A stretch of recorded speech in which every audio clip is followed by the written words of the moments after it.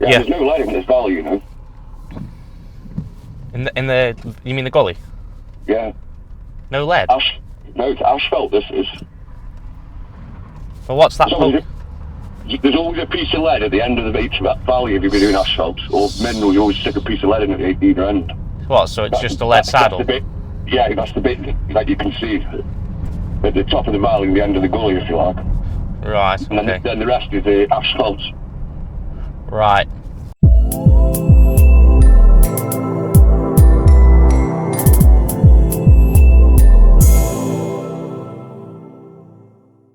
Right, so I'm just heading down to one of the teams today that are working on the old Methodist church down on Tunstall on Scott Lidgett Road. Unfortunately, it's been vandalised. Somebody has been there to try and pinch some lead, and in doing so, they've caused some damage to the roof. So you'll see we're patching up a couple of holes. In fact, we're patching up quite a section around those holes, not just the holes themselves. Just to make sure that it doesn't leak. On the other side of this building, there's a lorry that had done a U-turn and damaged the bottom corner of one of the gables, so that's getting fixed up. We're doing a few other little repairs on it. We're removing a dangerous weather vane that's collapsed, so we're going to have Rich from Prime Access meet the guys down there later with a cherry picker so that the boys can get up there and take down the weather vane that's dangling. And also one of the biggest jobs that we're doing over there is replacing the gully. So initially we thought the whole gully was made out of lead, because at both ends you can see the lead. When we went out to inspect it, we didn't actually get up on the roof because we didn't want to cause any unnecessary damage to the roof during inspection. But it appeared to be lead from what we could see. Now that the guys are working there, as you've just heard Simon on the phone just now. No lead in this valley, you know.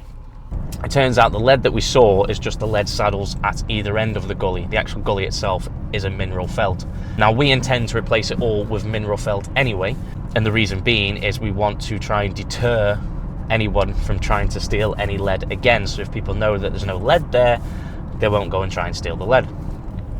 That's that. We're going to take a look at that. We'll check in with the guys, see how they're getting on, and we'll show you around the job a little bit. And then from there, we are going to go over to Newcastle. There's a roof that needs to be cleaned. So there's a customer that's inquired about one of our roof cleaning services, but they do have a leak. So we're going to go check out the leak, investigate and advise on any necessary repairs to put that leak right first before we go ahead with the cleaning process. Otherwise, if that leak isn't addressed and it's not fixed, then it's certainly going to leak during the roof cleaning process. So we want to make sure that that doesn't happen. So I'll catch up with you guys down at the church. So one of the teams are here already, making a start. And as you can see, this area just here is where one of the wagons did a U-turn and caused some damage there, so that's going to get fixed up. There's some more damage throughout the roof that's going to get fixed up, but the main part is over here. So essentially what the vandals have done, they've seen this little bit of lead here, this little bit of lead over here, and they've actually climbed over this gate up onto this flat roof here, made their own sort of roof ladder so that they could get up. They've tried to pinch this lead but failed, and in doing so they put a big hole in the roof over here, and then as they've tried to get up over that way to take that piece of lead out, they've also put a big hole in there. So what we're doing, we're patching all this back up, then we're going to patch, so the hole was further down that side, but we're going to patch it all the way across. We're going to sort out all the broken tiles whilst we're up there as well, and then that whole gully, which goes all the way down to the other end, that's going to get lifted and completely replaced as well with mineral. Right, so the other team's arrived with all the gear on the back, so I'm going to leave them to it and check back in with them later.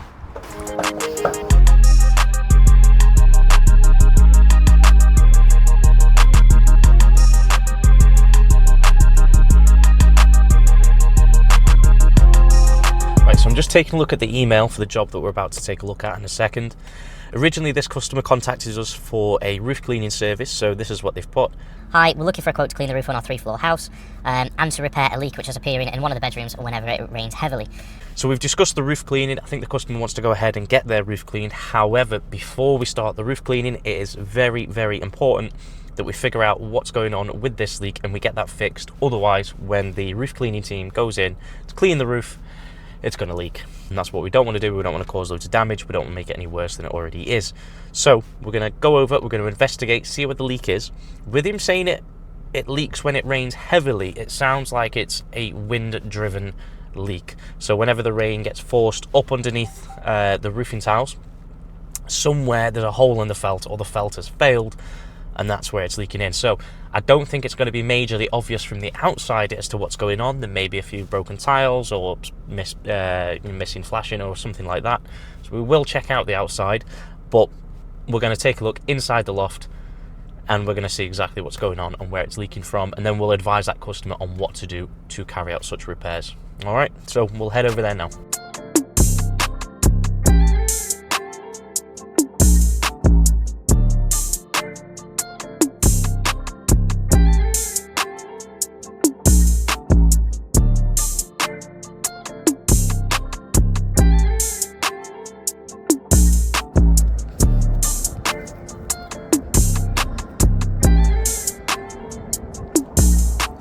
So we've just been over to that property to investigate that leak. It wasn't as easy as I was hoping for it to be. I was hoping to get there, get in the loft and see a really big hole, something really obvious where the leak's coming in. It doesn't really have a loft space where the leak is, with the loft being converted into rooms. So there is a loft space, and we did find a hole sort of within the vicinity of the area in the felt. But if you take a look at the hole, you'll see there's no tracking stains and there's nothing actually obvious. And with it being slightly out of where the leak is in the room below, I've sort of ruled that out, that that's causing the leak. However, what I do think, we've removed some tiles. So I leant out the window and I started to remove some tiles. Again, there was no holes, nothing majorly obvious. There is eaves trays installed underneath the felt, so it's not driving in there. But you'll see there's a separation in felt, which is absolutely fine. That's how it can be sometimes. But just underneath the dormer, rather than it being one continuous piece of felt that's been cut out and goes up the dormer cheek, there's two sort of separate pieces of felt. Either side of the dormer cheeks, along all the dormers, the tiles on each side just cock up ever so slightly. And that, again, that is absolutely normal, that's absolutely fine. And the reason it does that is because of the lead flashing apron that's sitting underneath, so it will cock it up ever so slightly. And what I think is going on is it's actually getting underneath those tiles that are cocked up ever so slightly, and where that separation in felt is, it's running underneath that, tracking down, and that's where the stain is. The plan to fix that we recommend to the customer is to strip out the tiles, that area underneath the dormer, strip that section out, and that section that runs up the dormer cheek, strip that out too. We'll run a new piece of felt, all one continuous piece of felt. We'll put that in, run it underneath the dormer cheeks, run it underneath the front aprons. We'll dress all the flashing back down, we'll put all the tiles and battens back down, and we're fairly confident that that will prevent the leak, because now that we have one continuous piece, it's not going to track underneath and run down. So we're going to get that quote sent over to the customer. That's what we think is going on. And now I am heading back over to the guys, because Rich over at Prime Access is meeting the team over there just to give them some access to get that compass safely removed. So we're heading down there now, and I'll meet up with you again over there.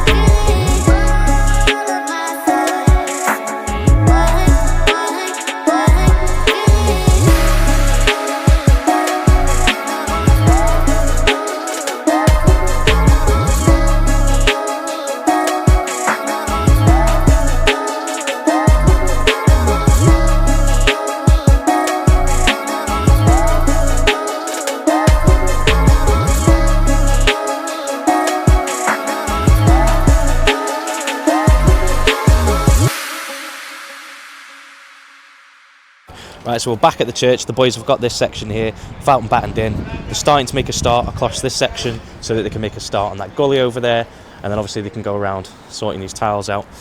They've put this little step in, which just needs sealing in now. We will paint that in a Vandal black paint just so that it doesn't look like lead, just so any Vandal wannabes don't come and try and pinch it. But other than that, yeah, this is where the boys are at so far. Obviously, they've just taken down the compass, which was over there. Thanks to Rich from Prime Access for that. So we're going to shoot over to the office now, and I'll catch up with you in a bit. Hi, is that Eric? It is. Hi, Eric. It's Jake from RoofMate. One of your lads have just given me your number. Oh, yes, yeah. So what's going on? You got a leak coming in? Apparently, it's in the front main bedroom. Yeah. And it's coming in. You can see a water stain on above the lintel area. Yeah. And to be honest, well, we don't know where it's coming in. That's the problem, because it's on the roof, and we haven't got up there. I can be with you in sort of like 10-15 minutes if that's any good. Yeah, that's fine. I'm in the house. I'm 2 minutes away from their house. All right, smashing. I'll see you shortly then. Okay. Cheers, all right. Thanks a lot. Bye. Cheers. Bye.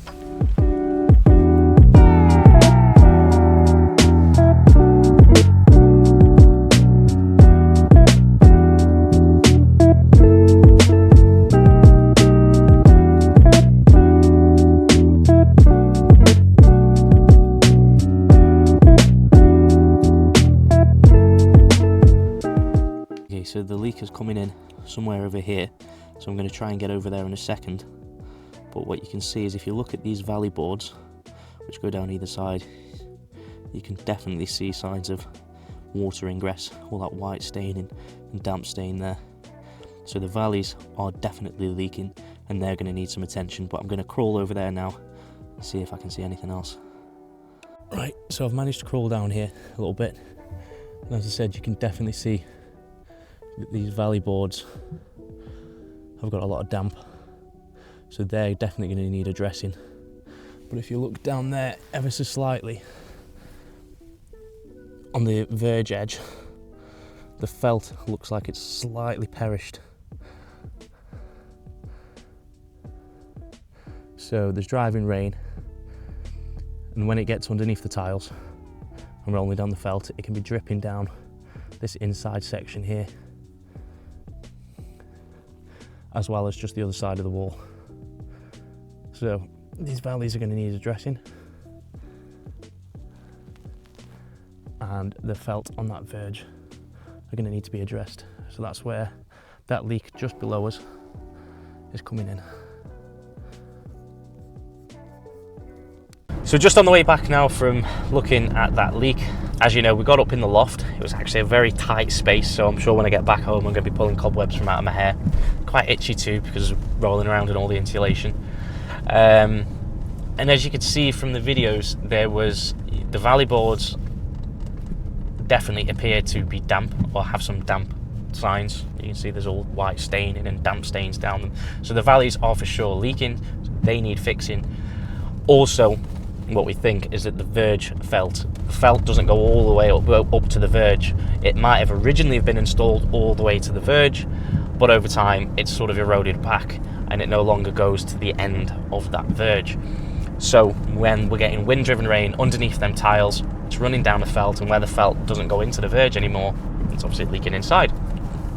So we recommend to basically strip out the whole dormer. It's only a small dormer, so strip the whole dormer out, refelt it, rebatten it, install some new dry valley systems, put everything back down, and jobs are good, and it'll no longer leak. So we'll get that quote sent over to the customer, and hopefully if we secure the job, we'll follow through, and we'll take some footage of the job being carried out.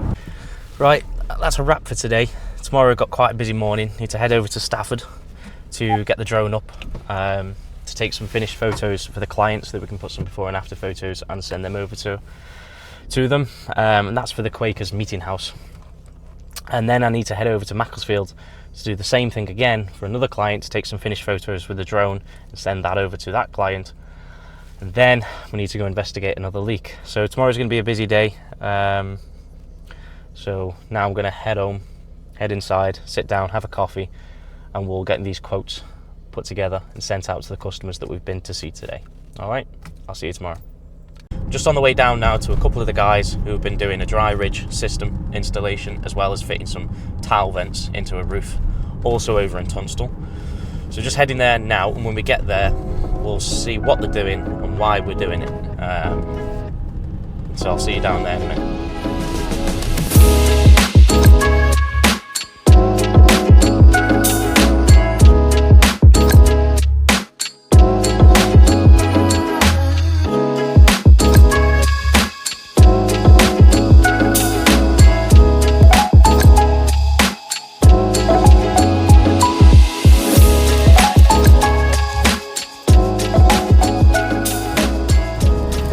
So as you've just seen, a nice simple job for a couple of the guys on a Friday morning. A dry ridge system installation, as well as installing 4 tile vents. Why have we installed the dry ridge? Sure, the mortar underneath the original ridge tiles did have cracks in it, and it could probably have done with pointing, but it wasn't too much of an issue. Like the ridge tiles weren't going to blow away. Why did we install the ridge system? Well, we were originally called to this roof over some damp issues. Now, when we got there to investigate, it wasn't actually a leak. So what was causing the damp? Well, when we had a look inside the loft space, a couple of things we noted. There's approximately 300mm loft wall insulation at ceiling level. The roof was made up of the old bitumen type roofing felt, which is non-breathable, take note. And at some point in the past, it's had all the old wooden soffits and fascias capped. That's where you basically put plastic cap fascias and soffits over the old existing wood. Now, there's nothing wrong in capping, especially when the wood isn't necessarily rotten. You can cap all day, every day, that's not a problem. However, whoever's fitted these fascias and soffits, they've actually covered all the soffit vents. And the soffit vents was the only form of eaves ventilation originally in this roof space. So if you look into where it runs into next door, you can see where next door hasn't had their fascias done, but you can see the soffit vents all along that edge, and that's on the front and the back. So what the soffit vents allow is airflow from one side of the building to the other, so that the roof space can breathe. Now that the soffit vents on this property have been capped and covered, there's now no airflow into the roof space whatsoever. So where I'm going with this is essentially the roof is condensating. There's no adequate airflow. So what we recommended to the customer to correct this, rather than taking out all the fascias and soffits and, exposing the soffit vents again, or going super complicated by putting some over fascia vents on or anything like that, we've just put some tile vents in, and you'll notice that we've put some inline tile vents, and that's where they are the same profile as the roofing tiles, and they sit nice and flush in the roof without sticking out and looking like an ugly mushroom looking thing poking out of the roof. So we've put 2 of them on the eaves of each side of the roof. So that is the lower point of ventilation. Now, you used to be able to get away with just lower points of ventilation. However, nowadays regulations dictate that we should have 2 points of ventilation, and that's one at the lower, which is the eaves area, and that can be made up of either soffit vents, over fascia vents, or tile vents in at the eaves level, and you need upper vents. And the way we do this is by fitting a dry ventilated ridge system. So what our guys have done is we've gone over there, we've removed all the old ridge tiles, cleared all the old debris, as we've cut the original felt back about 5 or 10mm from the ridge beam either side before installing the ridge system. So now we have a lower point of ventilation, which is the tile vents, and an upper point of ventilation, which is the ridge system. The benefit of installing the ridge system for this customer is we've also hit 2 birds with 1 stone, because now she doesn't need to maintain it and point it up, and she's essentially got a maintenance-free ridge system. And whilst we're there, we also changed out a few broken tiles as well.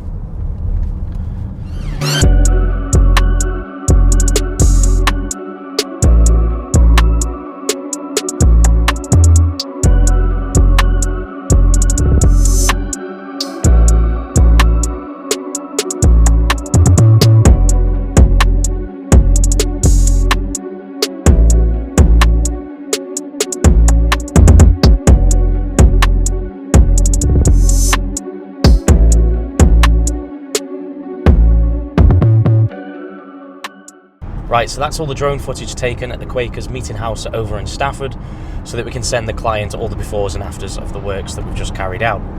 Now, if you don't know what the Quakers are, they're essentially a group of people. They belong to the Religious Society of Friends. It was founded in the 17th century by a man called George Fox, I believe. they hold Christian values, and they follow Quakerism, which is a way of life, and they believe that all of us hold the inner light, or there's God in everybody, and so as such they treat all humans equal. All the coping stones have been rebedded, all the ridge tiles have been rebedded. We've put all new Code 4 lead flashings along both the parapets. Both the gable walls have also been repointed in a lime mortar, and there was around 500 or 600 tiles that either needed replacing or realigning. So now I'm just on the way back from Stafford back into Stoke to go have a look at another roof that is leaking, and the customer thinks that they need a new roof. So we'll go and take a look at that, and I'll catch up with you in a bit.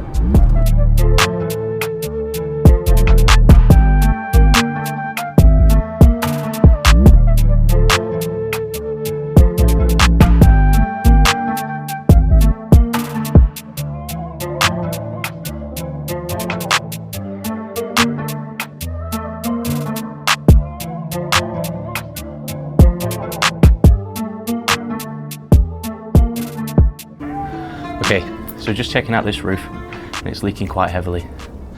As you can see in the background, this is actually a bodging roof, and what that is it's a mix of lime mortar. If you look close, there's actually horsehair inside this mortar, and the horsehair was used to keep it together. And this is what they used to use about 100 years ago. It's also known as cobbing. So when the roof tiles were laid, all this was plastered underneath, and that was well before we had any membranes or roofing felts. Unfortunately, 100 years on, this stuff tends to perish pretty easily. So what happens is it starts to perish and falls out of place. So when it's raining heavily and we get that wind-driven rain and it's pushed underneath the tiles, the job of this was to carry that water down into the gutter. It's no longer doing that because it's perished and it's all falling out. Therefore, there's no recommended repair option for this. We can only recommend to the customer that they replace this roof, or at least strip it so that we can put a new felt and make it watertight. So the reason we don't recommend just to do any external repairs is sometimes external repairs only can actually make this worse. So let's say we start stripping these tiles, what's going to happen is this bodging, whatever's left, is actually going to fall out of place.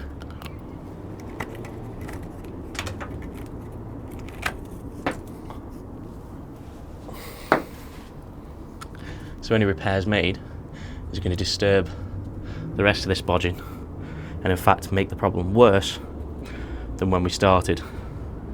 That's why we can only recommend to replace it.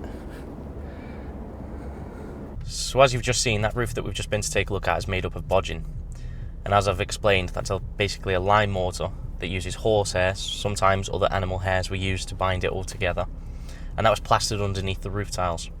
And 100 years on from when that was originally plastered under the roof, that's perished, and you can sort of see it all over the ceiling. Now, I did take a look at the property externally as well, and sure, there was a few broken tiles here and there, and the ridge tiles could probably do with pointing up, and there's a bit of flashing that could do with sealing.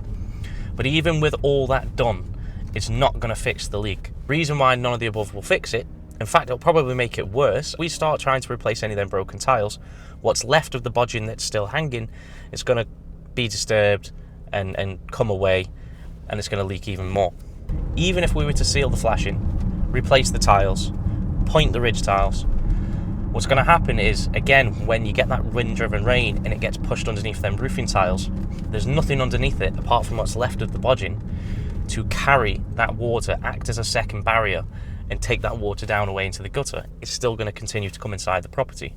So unfortunately, it is worst case scenario for the customer, but I'd rather be brutally honest with them and explain the situation than try and make a few quid off a handful of repairs for it not to work. So we're going to explain that to the customer. We'll send them the videos and the photos that we took inside, and we'll get them a quote sent across. I want to thank God, most importantly, my family, everybody that backed me. I want to thank the people that put me down for their inspiration. And I want to thank everybody else that inspired me.